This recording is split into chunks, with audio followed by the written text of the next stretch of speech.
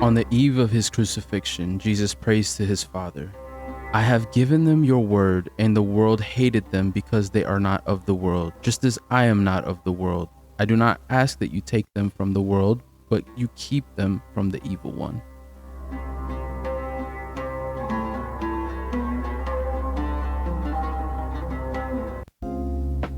Hey everyone, welcome back. I'm your host, Nate Gazal, and you're listening to Aliens on Earth.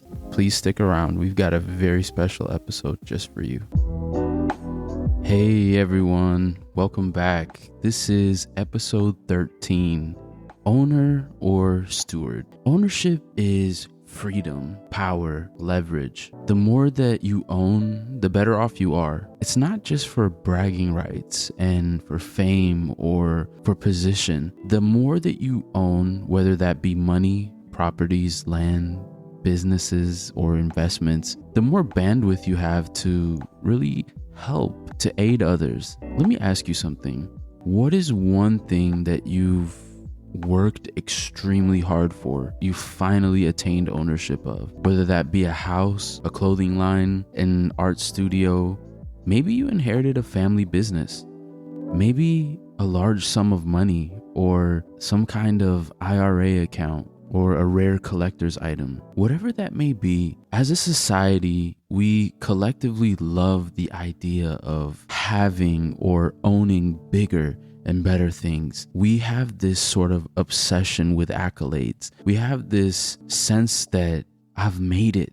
The more that we accumulate, or the more that we can say that we truly own, we're extremely defensive about our things as well. You know, we've adapted the idea that we're in fact masters of our own lives, that we control and are masters of our fate. We own the rights to do and to think as we please, and we have no one to answer to, right? The essence of ownership is to be in complete control of that which you own. Honestly, I don't believe that we're made to be owners by design. I believe that we're created to be stewards of all that God's created, including ourselves, stewards of us. The Bible says in Psalms chapter 24, verse 1, the earth is the Lord's and everything in it.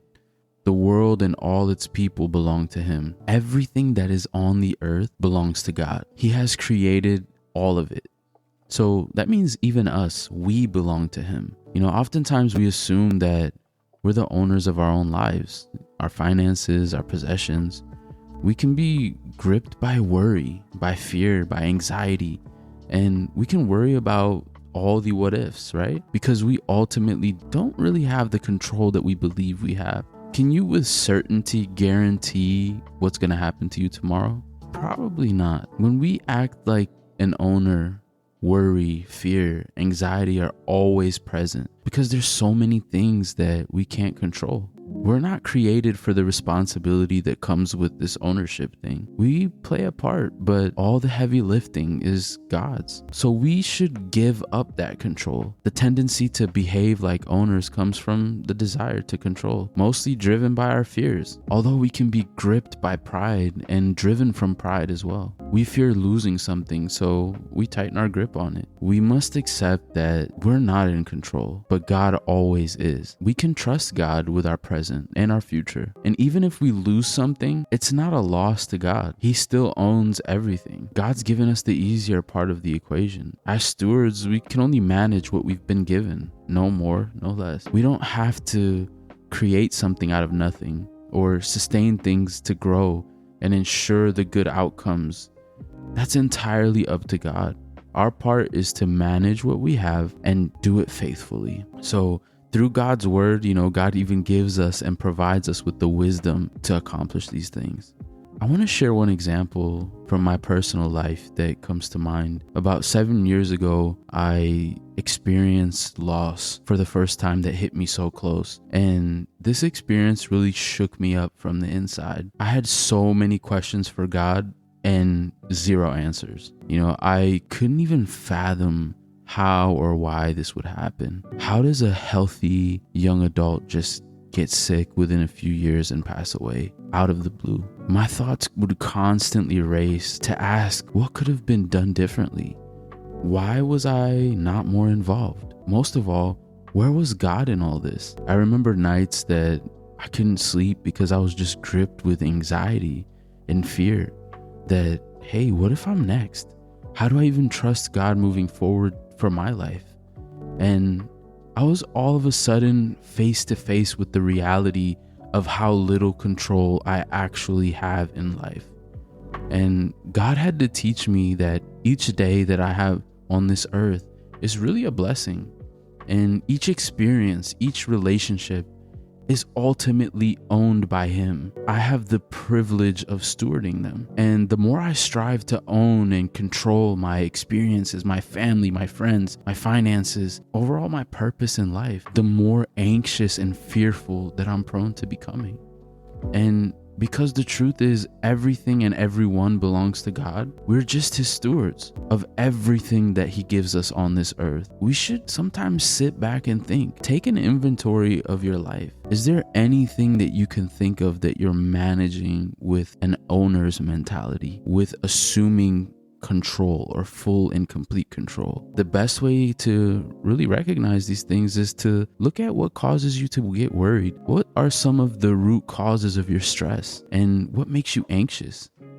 If you see these in your life, release the control and give it back to God. Give the ownership to God. Then faithfully accomplish your role as a steward, managing these things God has put into your care, so that you can experience more joy, peace, and fulfillment. God's relationship to us isn't contingent on our success or failures, our strengths, weaknesses. God is God no matter what. He is the creator of heaven and earth, whether you choose to acknowledge Him as so or not. We're doing Him no favors really by entrusting our lives into His care. We just reap the benefits of all His promises. If we surrender our lives to Him, that He will take care of us. He will never leave us nor forsake us. So then you may be thinking, what happens when I surrender everything to God and assume responsibility as a steward? Then God does something that hurts me or allows something to happen to me. Well, that's one of the hardest pills to swallow, but we need to think of life on earth from God's lens. Our earthly lives are momentary and temporal, really. Our destination is heaven with Him forever. But while we're here on this fallen earth, we'll face trials of many kinds. Even those of us who surrendered our lives to God's care, we still face challenges. God never promises us that we'll have all the answers or we'll live in this perfect bliss, but He's promised us that He'll get us through it. He'll get us through our trials, our tribulations. He promises that throughout our lives, in the ups and downs, He won't abandon us. There's 3 points that I want to share with you that I believe will really help us develop and maintain an attitude of stewardship instead of ownership. The first is acknowledge God as creator and author of all things. Did you know there's over 100 verses in scripture that refers to God as the creator? He's the author of everything that exists. Humanity has become so good at identifying and really trying to fathom and explain God's creation, and we refer to this as science. That, somehow we think we're being innovative and we're creating something new, when really we're using the resources that God has already given to us. Humans have never made something out of nothing. That concept is even hard for us to grasp, to fathom. But God has created things, all things, by speaking them into existence, by speaking them into being. So it's interesting. God gives us trees. As good stewards, we use these resources. We make tables, chairs, houses, and so on and so forth. So the created things that God has blessed us with, we manage them well to sustain our life. God creates precious metals in the ground, and as stewards of His resources, we refine them and give them some purpose. But ultimately, the control belongs to God. We're excellent managers, but it's when we assume control that we take on a responsibility that we weren't even meant to have. How can you create a meaning and purpose for your life when you didn't create yourself? The notion of looking within ourselves to find purpose and determine the true reason for living is kind of silly, right? It's almost as silly as this. Can you imagine if Siri one day, the app on your iPhone, one day decided she doesn't want to be Siri anymore, and that she will pack up her stuff and she's moving into the political arena to run for president? What? Siri does whatever Apple software engineers program her to do. She's subject to the purpose that her creators assigned for her. And I know what you're thinking. You're like, okay, well, you're missing a big point here. We have free will. We're not robots. That's absolutely right. But God, as the author, has also given us his perfect will. He's given us the roadmap to fulfilling his will for us. That means that if you choose to follow his will for your life, you can rest assured that you're in line with the one who created you. Why would you want to live any other way, honestly? Doing everything on your own for yourself sounds unbearable, really. Sounds miserable. Which leads me to my second point. Our role in stewardship to all that God has given us is brought to life in our faithfulness to God's word. In other words, how do we know if we're being good stewards of everything God has given to us or not? Like our time, our careers, our health, our relationships, our finances. If we've concluded that we don't have ownership of these things and that they are ultimately God's, are we using what God has given us wisely? What do we as believers that are called to discipleship do with our time? Is it spent as if we own it and we're in control? Are we intentional with it? One thing about time is that it doesn't stop for anyone. We don't determine how much we have on this earth. It's all up to God. So it's important for us to manage it as though each second is a gift. If God is calling you to do something and to be somewhere, just go. He's giving you the resources to do it, and really he'll guide you along the way. Don't let your lack of control be the reason you miss out on his divine plans. Let him worry about the unknowns, the timeline, and all that extra stuff. You just show up and remain faithful with what he's given you, to what he's calling you to do, and really to where he's leading your heart. This leads me to the last point. The outcomes of life are not for you to control. Do your part and show up. So really, God is not grading you on the outcome. God is not concerned with you being in control of the outcome.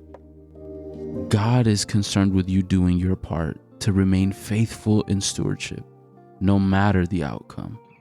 So let's dive into a very popular story in the Old Testament about a man named Job. And this man really truly understood the assignment of stewardship. He understood it very well.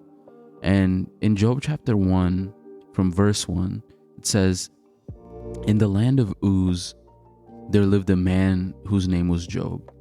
This man was blameless and upright. He feared God and shunned evil. He had 7 sons and 3 daughters, and he owned 7,000 sheep, 3,000 camels, 500 yoke of oxen, and 500 donkeys, and had a large number of servants. He was the greatest man among all the people of the East. His sons used to hold feasts at their homes, and for birthdays, they would invite their 3 sisters to eat and drink with them. When a period of feasting had run its course, Job would make arrangements for them to be purified.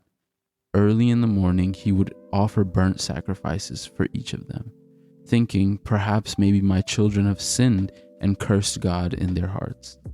This was Job's regular custom. There's 3 things that we know about Job so far. He loves and honors God. He is filthy rich. He has 10 kids. And really, up to this point, we can safely assume that Job is living it up. he is living the dream life. I mean, what more can you ask for? You are doing well, you love God, you have your family surrounding you, you got the servants, and you really have everything. I mean, let's be honest, that's what we're chasing too, right? To a certain extent. So let's really dive into this next part and listen to this insane dialogue that occurs next between God and Satan. And yeah, you heard it right, between God and Satan. So they're having a conversation about Job. It says in verse 6, one day the angels came to present themselves before the Lord, and Satan had also come with them. Then the Lord said to Satan, where have you come from? Satan answered the Lord, from roaming throughout the earth, going back and forth on it. Then the Lord said to Satan, have you considered my servant Job? There is none on earth like him. He is blameless and upright, a man who fears God and shuns evil. Does Job fear God for nothing? Satan replied. Have you not put a hedge around him and his household and everything he has? You have blessed the work of his hands, so that his flocks and herds are spread out throughout the land. But now stretch out your hand and strike everything he has, and he will surely curse you to your face. Okay, whoa. Let's slow down for a second here. First of all, let's not miss what Satan says first. Satan acknowledges that it's God who is the author of all the good things that are in Job's life. He says, you put a hedge around him. You blessed his hands. You are the one that's orchestrating these good things in his life. Satan is insinuating that the only reason that Job loves and honors God is because he has all these things. And listen to how God responds. God responds to Satan with confidence. God himself has so much faith in Job that he responds to Satan like this. He says, very well then, everything he has is in your power, but on the man himself do not lay a finger. Then Satan went out of the presence of the Lord. Really think about this for a second. Do you think that God would have this level of confidence in us, that our love and devotion for him wouldn't waver or stumble or shake when we didn't get what we wanted, or when we lost control of whether it's our business, our homes, or maybe people closest to us hurt us or left us? And maybe it's true, he could trust in us, but for most of us that feel like we own everything, including ourselves, and we really get ready to fight God when we feel that he's taken something from us or allowed someone else to hurt us, we may not feel the same way about God after these things occur. Listen to what begins to happen to Job. Verse 13 says, one day Job's sons and daughters were feasting and drinking wine at the oldest brother's house. A messenger came to Job and said, the oxen were plowing, the donkeys were grazing nearby, and the Sabeans attacked and made off. They put the servants to the sword, and I am the only one who escaped to tell you. While he was still speaking, another messenger came and said, the fire of God fell from heaven and burned up the sheep and the servants. I am the only one who escaped to tell you. While he was still yet speaking, another messenger came and said, the Chaldeans formed 3 riding parties and swept down on your camels and made off with them. They put the servants to the sword, and I am the only one who escaped to tell you. And if that wasn't bad enough, while he was still speaking, yet another messenger came and said, your sons and daughters were feasting and drinking wine at the oldest brother's house, when suddenly a mighty wind swept in from the desert and struck the 4 corners of the house, and it collapsed on them, and they were dead. I am the only one who escaped to tell you. Yikes. So it's like when it rains, it pours. At this point in verse 20, it says, Job got up, he tore his robe, shaved his head, and fell to the ground. in worship. Isn't that amazing? In worship.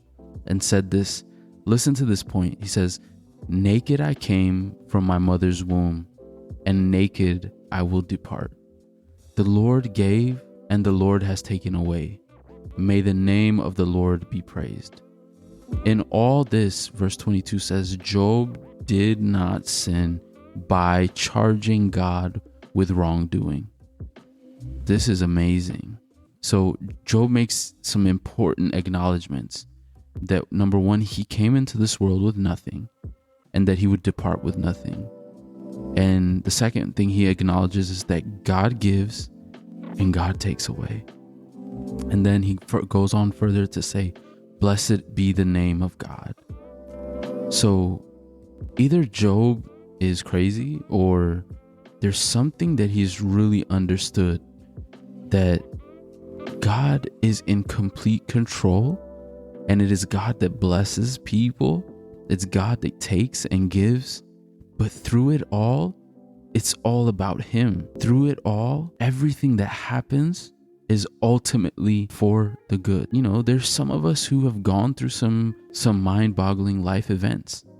But as stewards of all that God has given us, there's peace in knowing that it is all his to do with what he pleases. Even when it makes no sense to us, we must ultimately believe that God has our best interest.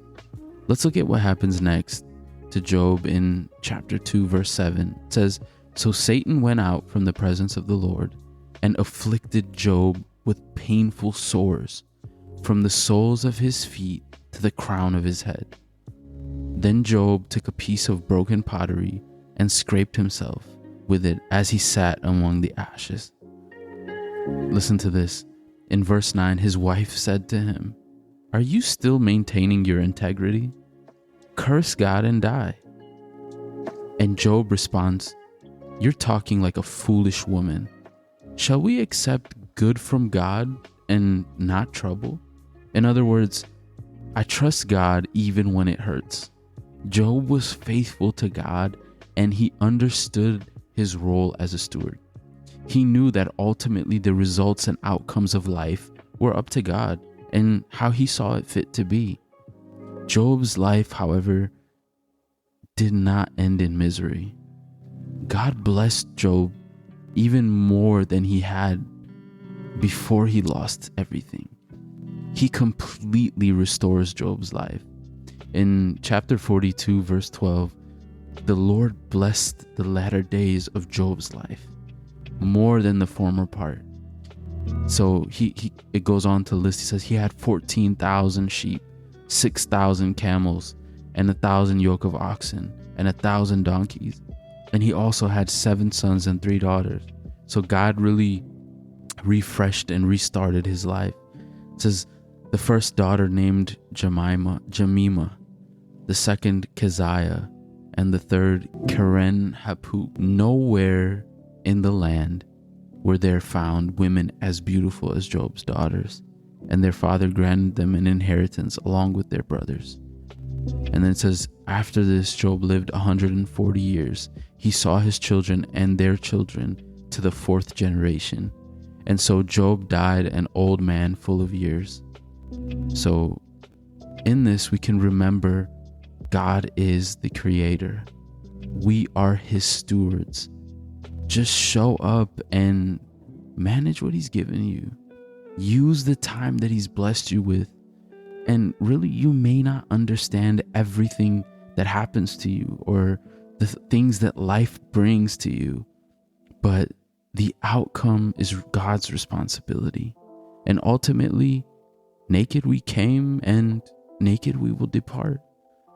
Leave the ownership rights to the rightful owner, and you will find joy in the process.